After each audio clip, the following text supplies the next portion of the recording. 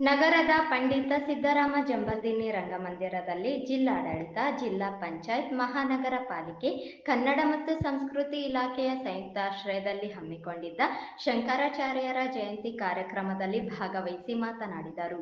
2-3 ವರ್ಷಗಳಲ್ಲಿಯೇ ತಂದೆಯನ್ನು ಕಳೆದುಕೊಂಡು ತಾಯಿ ಆಶ್ರಯದಲ್ಲಿ ಬೆಳೆಯುತ್ತಿರುವಾಗಲೇ ಮೊಸಳೆ ಬಾಯಿಗೆ ಸಿಲುಕಿಕೊಂಡಾಗ ತಾಯಿಗೆ ತಾನು ಸನ್ಯಾಸ ಸ್ವೀಕರಿಸಲು ಅನುಮತಿ ನೀಡಿದರೆ ಮೊಸಳೆಯಿಂದ ಬಿಡುಗಡೆಯಾಗುತ್ತೇನೆ ಎಂದು ವಚನ ತೆಗೆದುಕೊಂಡ ಶಂಕರಾಚಾರ್ಯರು ಭವಬಂಧನದ ಮೊಸಳೆಯ ಬಾಯಿಯಿಂದ ಹೇಗೆ ತಪ್ಪಿಸಿಕೊಳ್ಳಬೇಕೆಂಬುದನ್ನು ಜೀವನ ಪರ್ಯಂತ ತೋರಿಸಿಕೊಟ್ಟ ಶಂಕರಾಚಾರ್ಯರು ಸನಾತನ ಧರ್ಮಕ್ಕೆ ನೀಡಿದ ಕೊಡುಗೆ ಅಪಾರ ಎಂದರು. ಕಾರ್ಯಕ್ರಮದ ಆರಂಭದಲ್ಲಿ ಶಂಕರಾಚಾರ್ಯರ ಭಾವಚಿತ್ರಕ್ಕೆ ಪುಷ್ಪಾರ್ಚನೆಗೈಯಲಾಯಿತು. ಶಂಕರಾಚಾರ್ಯರ ಭಾವಚಿತ್ರಕ್ಕೆ ಪುಷ್ಪ ನಮನವನ್ನು ಸಲ್ಲಿಸುವುದರ ಮೂಲಕ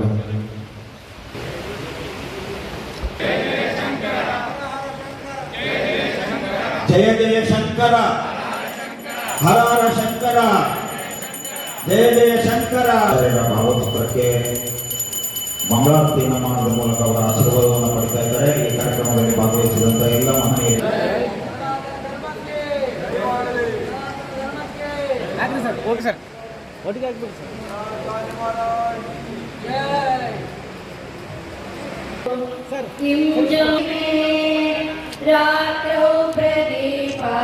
ರಮೇಶ್ ರೆಡ್ಡಿ ಕೈ ಹೆಂಗಿದೆ? ರಮೇಶ್ ಕೈ ಅಲ್ಲ ಕೋಚು ಫೋನ್ ಅಂತ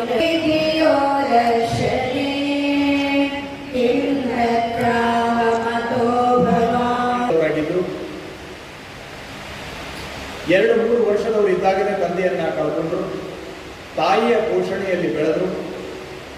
ತದನಂತರವಾಗಿ 5 ವರ್ಷಕ್ಕೆ ಉಪನಯನವನ್ನ ಕೈಗೊಂಡರು.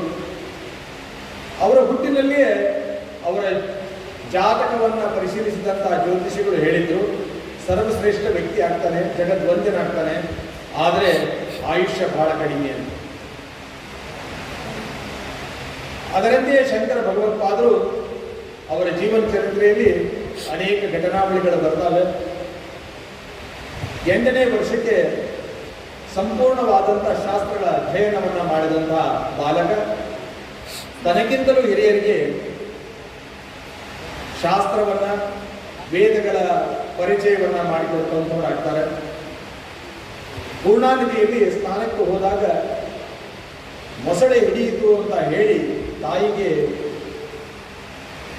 ತಿಳಿಸ್ತಾ ಸನ್ಯಾಸವನ್ನ ಸ್ವೀಕಾರ ಮಾಡ್ತೀನಿ ಅಂದ್ರೆ ಅದು ಮೊಸಳೆ ಬಿಡುತ್ತದೆ ಅಂತ.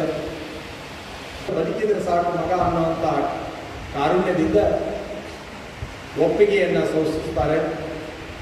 ಅದೇ ಸಮಯದಲ್ಲಿ ಮಾನಸಿಕವಾಗಿ ಸನ್ಯಾಸವನ್ನು ಸ್ವೀಕರಿಸ್ತಾರೆ. ಇಲ್ಲಿ ನಾವೆಲ್ಲರೂ ಗಮನಿಸಬೇಕಾದಂಥ ವಿಷಯ, ಮನೆಯೇವ ಮನುಷ್ಯಾಣಂ ಕಾರಣಂ ಬಂಧ ಮೋಕ್ಷ.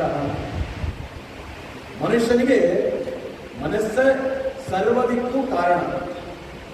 ಮಾನಸಿಕವಾಗಿ ಸನ್ಯಾಸವನ್ನು ಸ್ವೀಕರಿಸ್ತಾರೆ ಶಂಕರ ಭಗವತ್ಪಾದರು ತಮ್ಮ 8ನೇ ವಯಸ್ಸಿನಲ್ಲಿ ತಾಯಿಯ ಎದುರುಗಡೆ. ಮನೆಗೆ ಹೋಗೋದಿಲ್ಲ, ಹೊರಗಡೆ ನಿಂತೆ ತಾಯಿಯ ಒಂದು ಭಿಕ್ಷೆಯನ್ನು ಸ್ವೀಕಾರ ಮಾಡಿ ಗುರುವನ್ನು ಅರಸ್ತಾ ಹೊರಡುತ್ತಾರೆ. ನಾವಿಲ್ಲಿ ವಿಚಾರ ಮಾಡಬೇಕಾದದ್ದು, ಒಂದು ಮೊಸಳೆ ಅವರ ಕಾಲನ್ನು ಹಿಡಿದಿಡ್ತಾ ಇದೆ. ಅವ್ರಿಗೆ ಹೇಳ್ತಾರೆ, ನಾನು ಸನ್ಯಾಸವನ್ನು ಸ್ವೀಕರಿಸ್ತೀನಿ ಅಂದ್ರೆ ಅದು ಬಿಡುತ್ತದಂತ. ಜಗತ್ತಿನ ಬಂಧನಗಳನ್ನ ತೊಡೆದು ಹಾಕಿ ನಮ್ಮೆಲ್ಲರನ್ನ ಈ ಭವಸಾಗರದಿಂದ ಪಾರು ಮಾಡುವಂತಹ ಭಗವಂತನಿಗೆ ಮೊಸಳೆ ಹಿಡಿಯಲಿಕ್ಕೆ ಸಾಧ್ಯನ? ನಾವೆಲ್ಲರೂ ಇದನ್ನು ವಿಚಾರ ಮಾಡತಕ್ಕಂಥದ್ದು. ಈ ಸಂದರ್ಭದಲ್ಲಿ ತ್ರಿವಿಕ್ರಮ್ ಜೋಶಿ, ತಹಸೀಲ್ದಾರ್ ಪರಶುರಾಮ್, ರಮೇಶ್ ಕುಲಕರ್ಣಿ, ಹನುಮಂತರಾಯ, ಡಾಕ್ಟರ್ ಆನಂದ್ ಫಡ್ನವೀಸ್, ಕೃಷ್ಣಮೂರ್ತಿ, ಬಿಕೆ ದೇಸಾಯಿ ಸೇರಿದಂತೆ ಅನೇಕರಿದ್ದರು.